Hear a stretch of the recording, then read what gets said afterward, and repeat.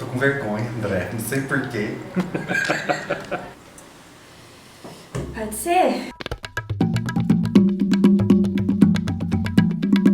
O risco é a luta pelos direitos homossexuais resumir a isto: o direito de habitar um grande gueto e receber como herança a solidão, eternamente à espera dos maravilhosos bárbaros que nunca vão chegar. E agora, que vai ser de nós sem os bárbaros, a solidão, irmã do tédio, tornou-se a contrapartida ao igualitarismo. Esse é um trechinho do livro Devassos no Paraíso, do João Silvério Trevisan. Eu resolvi pegar esse livro de novo para ler, um livro que eu tinha começado a ler já tinha algum tempo, até já tinha indicado ele no podcast do Publish News, e retomei agora, por coincidência ou não, né, nas vésperas da Parada Gay, que acontece esse final de semana, no domingo, aqui em São Paulo, e acho que esse ano, mais do que nunca, é necessário que a gente esteja lá para levantar essa bandeira, né, enfim, para mostrar para os bestas que a gente existe, que a gente está aí, que a gente é numeroso e que a gente representa muita coisa e que toda vida vale, né? Não só por ser uma população grande, mas por ser uma população que está aí, que existe, que é economicamente ativa e que é muito, muito bem representada. E esse livro do João Silvério Trevisan, ele ganhou uma nova edição recentemente pela Objetiva. Ela foi revista e ampliada. Ele faz um percurso da homossexualidade no Brasil desde a colônia até os dias de hoje. Acho que é um livro super atual e necessário e, enfim, eu recomendo.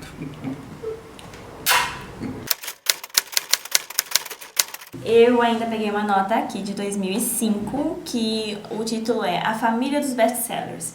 E aí é de julho de 2005, e ela fala sobre a Sextante, que nessa época a Sextante tinha emplacado 11 livros na lista dos mais vendidos da Veja, ou seja, ela já tinha ocupado mais de 1/3 da lista naquela época. E aí a nota diz que o resultado vem se repetindo já há algum tempo, e na verdade é o que a gente vê até hoje, porque tendo em comparação a lista do Publish News, a Sextante toda semana está em primeiro lugar, e nos 2 prêmios que o Publish News teve no final do ano, a Sextante ganhou como editora do ano. A nota ainda explica que a Sextante é dos irmãos Pereira, né, do Marcos e do Tomás, e seu pai, Geraldo Pereira, diz a nota. O clã tem tradição na indústria livreira. Geraldo é filho de José Olímpio, um dos editores mais importantes do século XX. Isso a gente sabe, né? Eu não sabia. Ah, não? Não. A outra nota que eu peguei é de agosto de 2005 e ela fala O Homem que Bateu o Código da Vinci. De novo, é uma nota da Sextante falando que o livro O Monge e o Executivo tinha batido o Código da Vinci, que era o livro mais vendido da Sextante em 2005. O livro se tornou uma febre nessas indústrias corporativas e empresas como Petrobras e o Banco do Itaú distribuíam esses livros, o livro, né, do Monge e do Executivo, para os seus funcionários.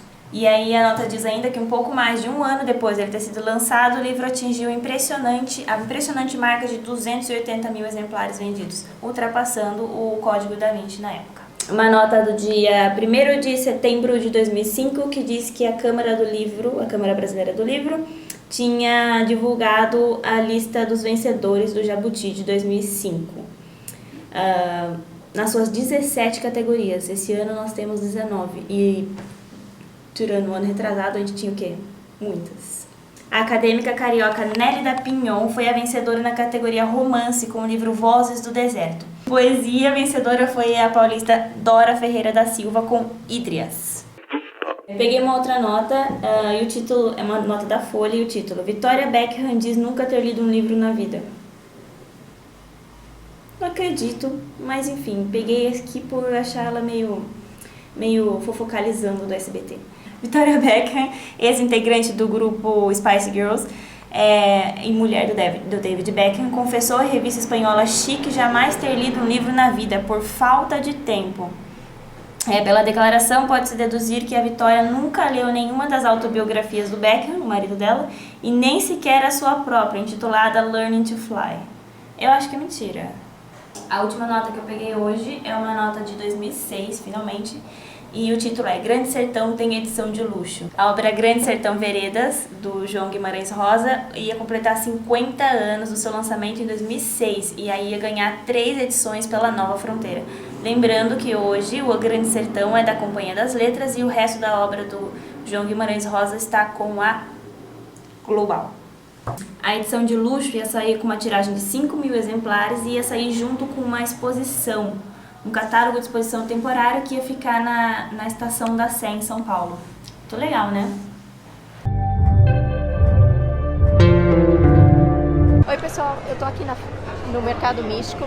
Na segunda edição desse ano eu falei que ia ter outras edições, eu mostrei para vocês as editoras participantes e eu quero mostrar uma que está aqui, que edita uns decks de tarô clássicos, que é a editora Isis. É uma editora que foi fundada em 2001, olha aí, já são 18 anos aí no mercado editorial, editando uns tarôs de grande procura. Olha aqui o tarô das bruxas, olha que bonitas as cartas. Olha aqui o tarô de Rider-Waite, editora Isis. Clássico, aqui ó, arcano do louco e do mago. O tarô de White ele é precursor dos tarôs. O primeiro que tem imagens em todas as cartas. E esse aqui seguiu a mesma ordem do tarô de White. Hoje, os dois que mais vendem são esses dois. Oi, eu quero apresentar para vocês uma outra editora que também está aqui no Mercado Místico, é a Polar, uma editora que foi fundada em 1996. Vamos conhecer um pouquinho da Polar. A Polar foi fundada em 1996, há 23 anos, por Américo Sommermann, que é PhD em difusão do conhecimento. O objetivo, a missão da Polar, é difundir em língua portuguesa o conhecimento das tradições espirituais que antes não estavam disponíveis na língua portuguesa. Por exemplo, nós não tínhamos Plotino em português, Jacob Boehme, tradições herméticas, nós não tínhamos o Zorra, o livro do Esplendor.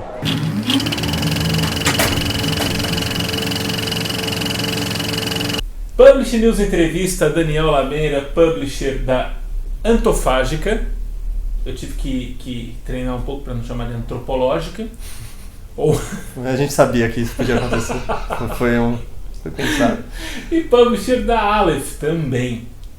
Então a primeira pergunta é a seguinte: você é clássico ou você é futurista? Por favor, se decida. Acho que os dois, acho que essa mistura que é a coisa mais legal, né? Que é mostrar que o Kafka é futurista e que o Philip K. Dick é clássico. Acho que mais até do que o gênero, acho que as duas editoras guardam uma similaridade que vai além do recorte de tipo de livro a ser lançado, mas acho que... E era uma das conversas que eu lembro de ter na Intrínseca, né, nos últimos anos, que eu acho que o diferencial de uma Darkside, de um Pipoca Nankin, de uma Aleph, é menos o nicho escolhido e mais uma forma de se comunicar diferente, uma forma de se comunicar mais próxima do leitor, que eu acho que pode ser... Eu dou uma aula no curso da Casa Educação sobre branding, e eu acho que essa lógica de comunicação pode ser expandida, na verdade, para autores nacionais, pode ser expandida para uma 34, pode ser expandida para como usar o que você de fato é, deixar claro isso para o leitor. Então, eu acho que claro, é benéfico você ter esse recorte, você entender o que de fato você é, mas pode não ser um gênero, pode ser livros de bolso, pode ser um cuidado com design como era Kozak, pode ser um cuidado de curadoria, não sei, mas eu acho que mais do que o clássico e o recorte, eu acho que o que faz a diferença ali, o que eu penso muito tanto nesses dois trabalhos é como conversar com o leitor, sabe? Com a Aleph é um pouco mais fácil isso, mas acho que a Antofágica tem uma brincadeira, um processo de contraposição, assim, porque é como fazer o clássico ser digital, de certa forma, ser parte de uma experiência de consumo, de entretenimento. De certa forma, o que ele é contemporâneo também, né? Que essa exatamente, mostrar que ele fala, que conversa com Breaking Bad, que ele conversa com Rick and Morty, que ele conversa com... que ele não é uma experiência, ou não necessita ser uma experiência isolada e obrigatória de consumo. Mas é uma tese, assim, é uma tese de que eu acho que isso pode, sabe, eu acho que talvez isso faça sentido agora, trabalhar com clássicos muito de... Pô, eu lembro, sabe, lá na FINAC, Tatuapé, falida muito antes de todas as outras, comprar Harry Potter ali quando era moleque, ficar encantado, e depois fui trabalhar na Livraria da Vila e começar a conhecer mais os clássicos, e foi um caminho que eu não acho que tem que ser obrigatório, sabe? Não acho que a pessoa tem que começar a ler Harry Potter e chegar nos clássicos, mas foi eu acho que tem muita gente que pode também estar nesse momento, sabe? Pode ter começado a ler Crepúsculo, com Rick Riordan, com outros livros, e ter atingido uma idade que a pessoa pode estar aberta a experiências diferentes de leitura. Então, muito da Antofágica foi pensando em como estender a mão para esse cara e falar, vem aqui, isso aqui não é chato, isso aqui não é hermético, isso não é não tem só um viés academicista. Você pode ler e se divertir, se você não entender tudo, lê daqui 10 anos, está tudo bem, sabe? Com a Aleph, acho que o Adriano teve uma visão muito acertada de nadar contra a corrente durante alguns anos, né? Ficção científica era mal quisto por todo mundo, né? Os jornalistas olhavam mal, não queriam falar de ficção científica, não tinha sites como Omelete ainda, não tinha Jovem Nerd, não tinha, ou estavam no começo ainda, não eram tão representativos. As livrarias não queriam pegar, então ele insistiu, fingiu que não era ficção científica, botava umas capas mais cabeçudas, isso aqui é alta literatura. Tentou achar os caminhos para chegar nesse momento que agora as pessoas estão aceitando mais Pô, a Aleph, quando a gente vai lá fora em Frankfurt, em Londres, o pessoal acha que é uma empresa gigante quando você fala os autores que são publicados por lá, né? Asimov, Gibson, Clarke, Dick, Huston. O pessoal fala, caramba, nenhuma editora no mundo inteiro tem um catálogo tão concentrado de grandes nomes de ficção científica, né? Normalmente esses nomes estão espalhados. Mas isso foi um mérito do Adriano de ver isso muito antes e conseguir casar com esse crescimento de cultura pop, assim. A tua formação qual é? Eu sou historiador. Historiador. Aí você queria ser professor de história? Queria. Não. Ou você queria ser... Como é que foi? Conta a sua vida. E para chegar nisso, né? Sim. Vim de uma família de classe média baixa, da Zona Leste, que não tinha muita tradição de leitura, mas minha mãe comprou, eu lembro de ler Ilha do Tesouro, moleque, ficar fascinado, depois Harry Potter, Médico Monstro, outras coisas. Quis fazer química, fiz técnico em química, aí não passei na USP, e aí depois fui cursar história, mais para pagar a faculdade. No primeiro semestre, uma menina falou que tinha um estágio na Livraria da Vila, que eu nunca tinha ouvido falar, né, lá no carrão da Livraria da Vila. E vim aqui na Fradique, aqui pertinho, fazer entrevista. Então, no primeiro semestre da faculdade, eu entrei na livraria. Fiquei lá 5 anos na Vila. Foi paralelo à faculdade, foi talvez ter prestado mais atenção na Vila do que na faculdade, na verdade, porque trabalhava até às 11 da noite, nas 7 da manhã eu estava dormindo na faculdade lá e acordava para ir para a livraria, né? Então, foi uma... Pô, e os livreiros lá, Isaías, que está agora em Curitiba, o Rogério, que estava em Martins... Era uma aula, você tinha aula com pessoas extremamente qualificadas que eram livreiros, que estavam lá do seu lado te indicando o livro, te explicando, olha, essa tradução aqui da Bernardina para o Ulisses é diferente da do Roais. Caramba, né? E eu nunca achei que ia trabalhar com livro, né? Aí eu fui para a FINAC ser comprador, porque o Orlando, que hoje está de volta na Vila, me chamou. Então acreditou ali que eu podia comprar literatura. Ali eu comecei a conhecer os donos das editoras, né? Ficava nervoso, né? Eu lembro que foi fazer... Primeira vez que o Marcos, assistente, foi lá, eu falei, caralho, será que eu falo alguma... Posso falar? Pode. Pô, falar alguma merda aqui, vou dar um fora, né? Eu lembro o Levi indo lá negociar. Mas foi também aprender a lidar com esses caras e a ver o livro como negócio, né? Começar a fazer conta de fato, porque na Vila ainda era uma coisa muito idealista, né? Pô, isso aqui eu comprei 1.000, vendeu 300, comprei com 55%, o prazo de pagamento é 90 dias, minha meta disso aqui é isso, será que isso é... Então, eu tive esse lado muito pragmático de, pô, vou pedir um investimento em marketing, só consigo comprar 2.000 desse livro se você comprar um espaço na loja.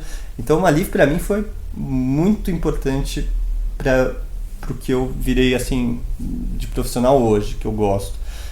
Foi ter essa experiência com números e com comercial que raramente o editor tem essa chance de ter, né? Normalmente vem de jornalismo ou começou a trabalhar na área editorial. Aí na FINAC eu conheci a Mariana Rollier, falei, putz, Mari, eu queria trabalhar em editora, o que você me sugere? Ela foi muito gentil e abriu as portas para trabalhar no marketing da Leia. Então fui cuidar do marketing dos livros que ela publicava lá na época, que era Guerra dos Tronos, Clube da Luta, Jogador Número 1. Fiquei um ano lá, mais ou menos. A Leia, na época, estava demitindo um monte de gente, também fui demitido. Desesperado, meu filho para nascer, falei, caramba, e agora? E eu tinha feito um pulo para editorial nos últimos meses na Leia. Eu fiquei, caramba, agora ferrou, né? Tinha esse sonho de ser editor, fiquei tantos meses, fui demitido, acabou. Aí fui trabalhar no Novo Século, que aí também o Luiz lá é um cara que acredita muito em algumas pessoas, assim, e ele me deu espaço para trabalhar como editor de aquisição lá, no Novo Século. Fiquei acho que uns 2 anos lá e fui convidado para ir para a Aleph, que eu tinha conhecido quando estava na FINAC. Aí na Aleph realmente eu fiquei com o editor, mas eu nunca... se você pedir para revisar um texto, eu não sei revisar um texto, sabe? Eu sofro pra... Ai, caramba, fico pesquisando lá 1000 vezes, porque eu não vim de texto, né? Eu acabei tendo uma trajetória mais de comercial e de marketing, que eu acho que explica, às vezes, um pouco de decisões que eu tomo pensando em produto, né? Pensando em como vender, qual a quarta capa disso, isso aqui no Instagram vai ficar bonito, isso aqui... Eu acho que muita gente defende a leitura de young adult, de livros...